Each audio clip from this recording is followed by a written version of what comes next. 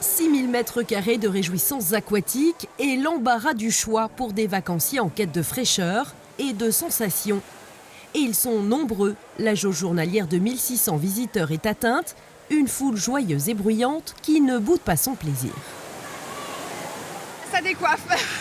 Non, c'est vraiment bien. On vient de Reims, c'est la première fois qu'on vient et on est là pour 3 jours. Et avec le temps qu'il fait, c'est super. C'était chouette, ça allait vite.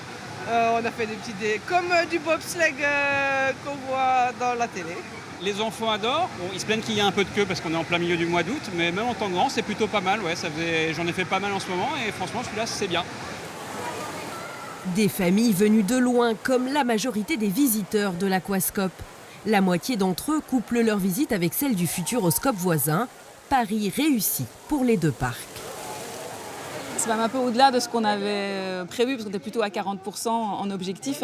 Et le 50%, on pense qu'il est même un peu minoré, parce qu'on se rend compte qu'il y a des gens qui ont fait des dossiers purs de réservation Aquascope. Alors ils avaient déjà un dossier Futuroscope, ils n'avaient peut-être pas vu qu'ils pouvaient faire tout en même temps. Résultat, le complexe aquatique affiche complet toute cette semaine encore. Alors il faut parfois s'armer de patience pour profiter des toboggans. Jusqu'à 1 heure de queue pour les plus motivés. On a vraiment cœur à optimiser ces temps d'attente.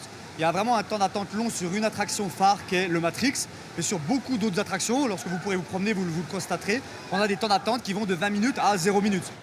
Un argument qui convaincra peut-être les habitants de la Vienne. Il ne représente pour l'heure que 7% des visiteurs.